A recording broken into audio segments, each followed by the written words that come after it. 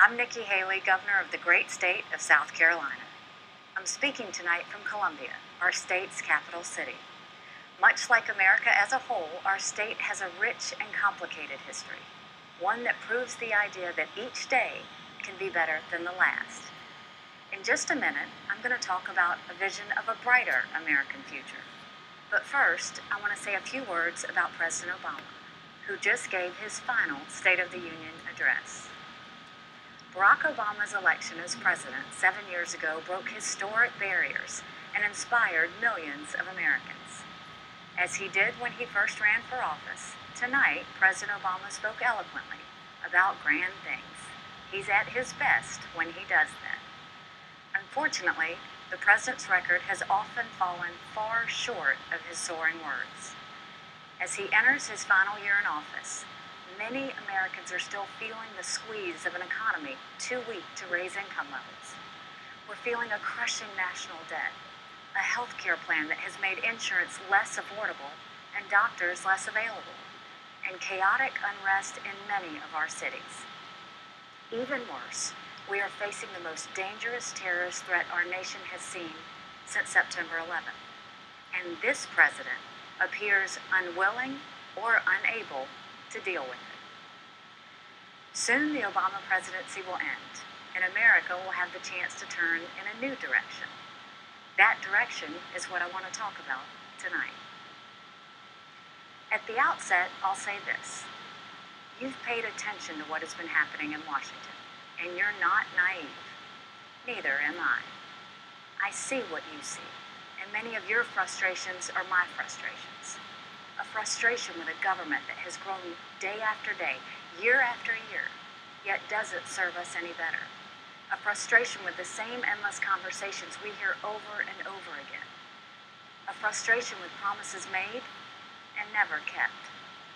We need to be honest with each other and with ourselves.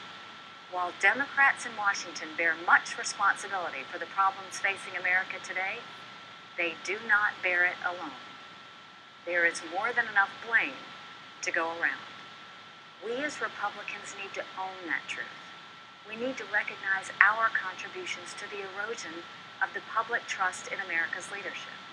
We need to accept that we've played a role in how and why our government is broken. And then we need to fix it. The foundation that has made America that last best hope on earth hasn't gone anywhere. It still exists. It's up to us to return to it.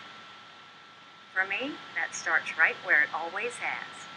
I am the proud daughter of Indian immigrants who reminded my brothers, my sister, and me every day how blessed we were to live in this country. Growing up in the rural South, my family didn't look like our neighbors, and we didn't have much. There were times that were tough, but we had each other, and we had the opportunity to do anything, to be anything, as long as we were willing to work for it. My story is really not much different from millions of other Americans. Immigrants have been coming to our shores for generations to live the dream that is America. They wanted better for their children than for themselves. That remains the dream of all of us. And in this country, we have seen time and again that that dream is achievable. Today, we live in a time of threats like few others in recent memory. During anxious times, it can be tempting to follow the siren call of the angriest voices. We must resist that temptation. No one who is willing to work hard, abide by our laws, and love our traditions should ever feel unwelcome in this country. At the same time, that does not mean we just flat out open our borders. We can't do that. We cannot continue to allow immigrants to come here illegally. And in this age of terrorism, we must not let in refugees whose intentions cannot be determined. We must fix our broken immigration system. That means stopping illegal immigration. And it means welcoming properly vetted legal immigrants, regardless of their race or religion, just like we have for centuries. I have no doubt that if we act with proper focus, we can protect our borders, our sovereignty, and our citizens, all while remaining true to America's noblest legacies. This past summer, South Carolina was dealt a tragic blow. On an otherwise ordinary Wednesday evening in June, at the historic Mother Emanuel Church in Charleston, 12 faithful men and women, young and old, went to Bible study. That night, someone new joined them. He didn't look like them, didn't act like them, didn't sound like them. They didn't throw him out. They didn't call the police. Instead, they pulled up a chair and prayed with him for an hour. We lost 9 incredible souls that night. What happened after the tragedy is worth pausing to think about. Our state was struck with shock, pain, and fear, but our people would not allow hate to win. We didn't have violence, we had vigils. We didn't have riots, we had hugs. We didn't turn against each other's race or religion. We turned toward God and to the values that have long made our country the freest and greatest in the world. We removed a symbol that was being used to divide us, and we found a strength that united us against a domestic terrorist and the hate that filled it.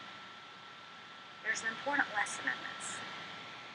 In many parts of society today, whether in popular culture, academia, the media, or politics, there's a tendency to falsely equate noise with results.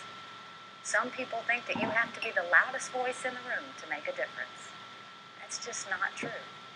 Often the best thing we can do is turn down the volume. When the sound is quieter, you can actually hear what someone else is saying. And that can make a world of difference. Of course, that doesn't mean we won't have strong disagreements. We will. And as we usher in this new era, Republicans will stand up for our beliefs.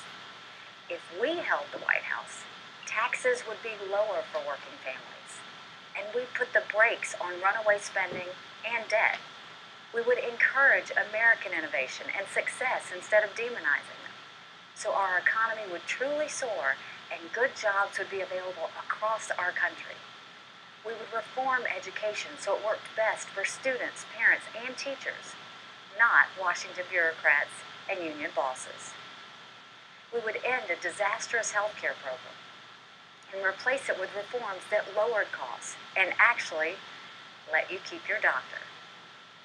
We would respect differences in modern families, but we would also insist on respect for religious liberty as a cornerstone of our democracy. We would recognize the importance of the separation of powers and honor the Constitution in its entirety, and yes, that includes the Second and 10th Amendments. We would make international agreements that were celebrated in Israel and protested in Iran, not the other way around. And rather than just thanking our brave men and women in uniform, we would actually strengthen our military, so both our friends and our enemies would know that America seeks peace. But when we fight wars, we win them.